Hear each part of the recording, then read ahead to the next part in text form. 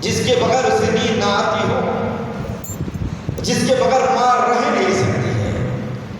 ماں ایک کردار کا نام ہے۔ یہ ساری محبتوں کو جو اللہ نے سمٹ کر ماں میں رکھ دیا ہے۔ صفات مظہر الہی کا نام ماں ہے،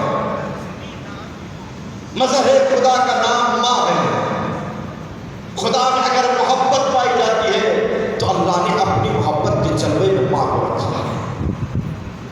اللہ اگر کریم ہے تو اس کریم کے اس ایک نقطے کو، اس کریمیت کو ماں کے قلب میں اللہ نے ڈال رکھا ہے۔ خدا اگر رحمان ہے تو اس رحمانیت کو اگر دیکھنا ہو تو ماں میں دیکھو۔ خدا توبہ کو قبول کرنے والا ہے۔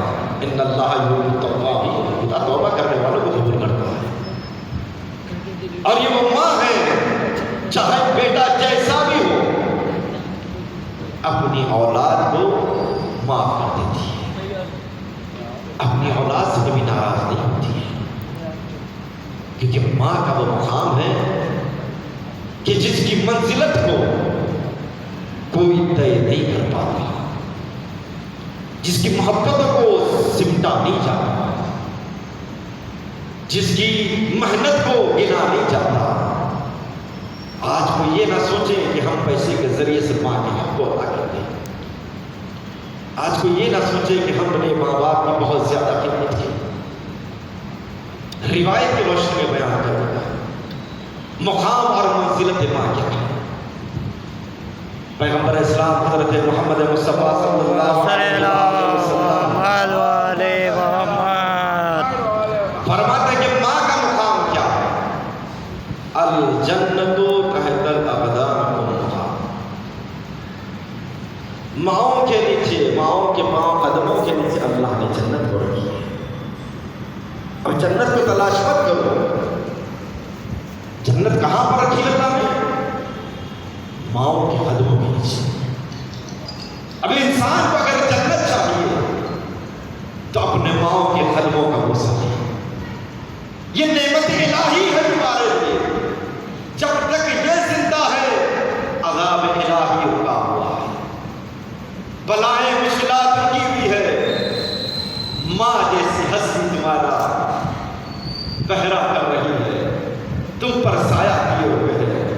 رحمت للعالمین کی رحمت بھی اس وقت تک کام نہیں کرے گی جب تک کہ ماں راضی نہ ہو۔ کیونکہ پیغمبر اسلام نے فرمایا میں تمہیں جنت کا مقام بتلائے دیتا ہوں، جنت کو اور جگہ تلاش مت کرو۔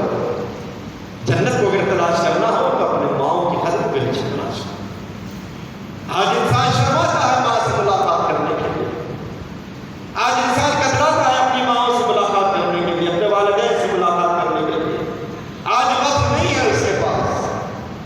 جب یہ نعمت اس سے چھین جائے گی، جب یہ نعمت اس سے رخصت ہو جائے گی، تب انسان اس نعمت کی قدر کرے گا۔ جب انسان کہے گا کہ اے کاش میرے والدین زندہ ہوتے، میں ان کے ہاتھوں کا بوسہ دیتا، میں ان کی پیشانی کا بوسہ دیتا، میں ان کے رخسار کا بوسہ دیتا، میں ان کے قدموں کا بوسہ دیتا۔ اللہ نے کیا کہا کہ دیکھو تم اپنے والدین کی طرف بھی دیکھو گے، میں تمہیں عبادت میں شمار کروں گا۔ اور والدین وہ ہے اپنی اولاد کے لیے سب کچھ ختم کر دیتے ہیں تاکہ اولاد خوش رہے۔ اتنی محنت کرتا ہے باپ، اتنی محنت کرتی ہے ماں، جب اپنی اولاد کو ہنستا ہوا دیکھتی ہے، ماں کی محنت، ماں کی مصیبت، ماں کی وہ تھکن ختم ہو جاتی ہے۔ دونوں ایک دوسرے کی طرف اشارہ کر کر کہتے ہیں کہ دیکھو ہمارا بیٹا کس طرح مسکرا رہا ہے۔ اب اپنی زحمتوں کو بھول جاتے ہیں، اپنی محنتوں کو بھول جاتے ہیں۔ اس عالم میں ماں باپ نے تمہیں پالا ہے، اس لیے خدا رب عالم کہتا ہے کہ دیکھو جب یہ بوڑھے ہو جائے تو ان کا احترام کیا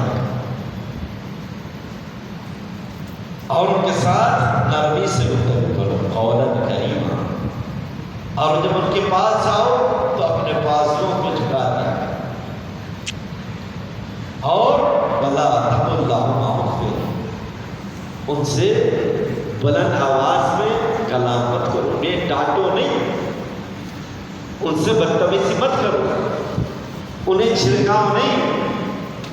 ماں باپ کا دل وہ ہوتا ہے جب وہ بوڑھے ہو جاتے ہیں، دل ان کا بہت نرم ہو جاتا ہے۔ روایت کی روشنی، ماں باپ کا دل نرم ہو جاتا ہے۔ بچہ جب جوان ہوتا ہے تو غصے میں آ کر ماں باپ کو چھڑا دیتا ہے۔ جس نے بڑی تمنا سے تمہیں پالا ہے، خود کو ختم کرنے کے لیے آمادہ ہے تاکہ تم جوان ہو جاؤ۔ اور جب تم جوان ہو جائے، ماں باپ تم سے محبت کی تقاضا کرتے ہیں، مگر تم نے محبت کا صلہ ماں باپ کو جھڑکار کر دیا، بدتمیزی سے کیے، تم نے گفتگو کی، ماں باپ کو اگنور کیا، ماں باپ کی بات کو رد کیا، ماں باپ سے گوش کلامی کی۔ اب ماں باپ کا دل شیشے کی طرح ہو جاتا ہے، جیسے جیسے وہ ضعیف ہوتے ہیں۔ اس لیے خداوند عالم کہتا ہے کہ ماں باپ جب ضعیف ہونے لگتے ہیں کہ ان کے سامنے اپنے بازوؤں کو جھکایا کر۔ کل جس طرح تمہارے لیے یہی والدین تھے، تمہاری آواز سننے کے لیے خود کو تمہارے برابر کیا کرتے تھے۔